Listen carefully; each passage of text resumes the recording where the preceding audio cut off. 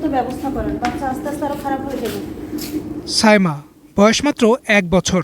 টাঙ্গাইলের ছোট্ট একটা বাড়ি থেকে তাকে ঢাকায় আনা হয় বাঁচানোর আশায়। হামের পর অবস্থার দ্রুত অবনতি হলে স্থানীয় চিকিৎসকরা সাইমাকে আইসিইউতে ভর্তির পরামর্শ দেন। এরপরই শুরু হয় এক অসহায় পরিবারের দুঃস্বপ্নের গল্প। কোথাও বেড খালি নেই, কোথাও অপেক্ষার তালিকা দীর্ঘ। সারাদিন তো ঘুরলাম, 4-5টা হসপিটালে ঘুরলাম। ঘন্টার পর ঘন্টা ছুটে বেড়ানোর পর তারা পৌঁছান একটি বেসরকারি হাসপাতালে। সেখানেও শুরু হয় আরেক যুদ্ধ, টাকার যুদ্ধ। নিমিষেই খরচ হয়ে যায় 15,000 টাকা। পরিবারের অভিযোগ, তাদের অসহায়ত্বকে পুঁজি করে সক্রিয় হয়ে ওঠে দালাল চক্র। শেষ পর্যন্ত ডিএনসিসি হাসপাতালে একটি আইসিইউ বেড মেলে সাইমার। ততক্ষণে চিকিৎসা শুরু হতে হতে পরিবারের খরচ প্রায় 30,000 টাকা। টাঙ্গাইল থেকে ঢাকা মহাখালী পর্যন্ত এই জায়গায় আসা পর্যন্ত 5টা হসপিটাল ঘুরছি। চিকিৎসা শুরু করার আগেই গাড়ি আর হইলো 2-1টা হসপিটালে ঢুকছি। এই পর্যন্ত 30,000 টাকার মতো আমার শেষ। মানে চিকিৎসা শুরুই হয় নাই।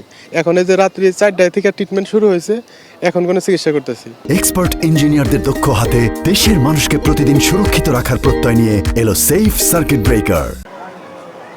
অভিযোগ উঠেছে, সরকারি হাসপাতালগুলোতে আইসিইউ সংকট এখন শুধু অব্যবস্থাপনার গল্প নয়, এটি ধীরে ধীরে রূপ নিচ্ছে এক নির্মম মানসিক বিপর্যয়। পরিচিত মানুষ, রাজনৈতিক প্রভাব কিংবা ভেতরের যোগাযোগ না থাকলে দ্রুত আইসিইউ পাওয়া প্রায় অসম্ভব বলেই অভিযোগ রোগীর স্বজনদের। আত্মীয় স্বজন যদি থাকে পরিচিত, তাহলে পাওয়া খুবই সহজ বিষয়। আর যদি না থাকে তাহলে খুব সহজে আইসিইউ পাওয়া যায় না। এরকম হাজারো মানুষ আছে আইসিইউ পায় নাই, বাহিরেই বসে আছে। মধ্যবিত্ত গিয়েও আসতে পারবে না, যেই টাকার অ্যামাউন্ট ওখানে হয়, এটা কোনো সাধারণ মানুষ দেওয়া আসলেই পসিবল না। বিশেষজ্ঞরা বলছেন, হামের জটিলতায় অনেক শিশুর নিউমোনিয়া ও শ্বাসকষ্ট হচ্ছে। তাদের অনেকের আইসিইউর সাপোর্ট প্রয়োজন হয়, কিন্তু দেশের অধিকাংশ জেলা উপজেলা হাসপাতালে পর্যাপ্ত আইসিইউ সুবিধা নেই। ফলে গুরুতর রোগীদের আসতে হয় ঢাকায়। আর এখানে এসেই শুরু হয় আরেক অনিশ্চয়তা। নিউমোনিয়া ডেভেলপ করে গেছে, হাম জটিলতা দেখা দিচ্ছে, সেপসিস দেখা দিচ্ছে, অজ্ঞান হয়ে গেছে। তখন কিন্তু আমাদের কাছে আইসিইউর জন্যই পাঠাচ্ছে মূলত ঢাকাতে। কিন্তু আমাদের আইসিইউর খুবই ক্রাইসিস, এবং আইসিইউর ফ্যাসিলিটিস আরও বেশি করা উচিত সব হাসপাতালে আমি মনে করি।